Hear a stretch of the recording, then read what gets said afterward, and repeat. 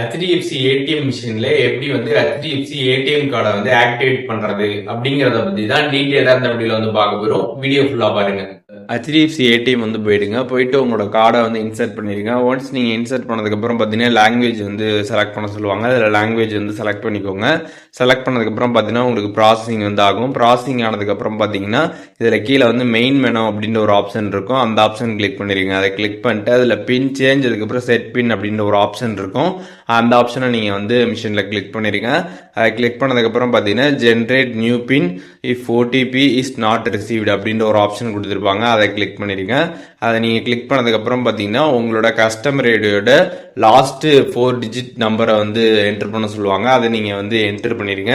Enter பண்ணிட்டு confirm கொடுத்துருங்க. Once நீங்கள் கொடுத்ததுக்கப்புறம் பார்த்தீங்கன்னா திருப்பி வந்து கன்ஃபார்ம் வந்து கேட்கும். கன்ஃபார்ம் நீங்கள் கொடுத்ததுக்கப்புறம் பார்த்தீங்கன்னா உங்களோட மொபைல் நம்பருக்கு பார்த்தீங்கன்னா வந்து ஓடிபி வந்து சென்ட் பண்ணியிருப்பாங்க. உங்களோட பேங்க்கில் ரிஜிஸ்டர் ஆகிருக்கக்கூடிய மொபைல் நம்பருக்கு அந்த ஓடிபி பார்த்து நீங்கள் இங்கே வந்து என்டர் பண்ணணும்.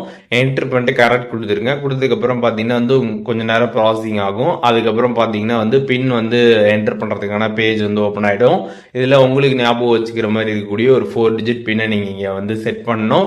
அதுக்கப்புறம் திருப்பி அதை ரீஎன்டர் பண்ணுங்கள். ரீஎன்டர் பண்ணதுமே பார்த்தீங்கன்னா உங்களுக்கு சக்ஸஸ்ஃபுல்லாக பார்த்தீங்கன்னா வந்து பின் வந்து செட் ஆகிடும். உங்களோட கார்டும் ஆக்டிவேட் வந்து ஆகிடும்.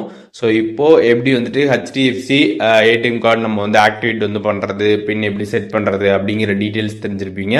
இதில் எதுவும் டவுட் இருந்துச்சு அப்படின்னா கமெண்ட்ஸில் வந்து மென்ஷன் பண்ணுங்கள். நான் எல்லாருக்குமே ரிப்ளை பண்ணுறேன்.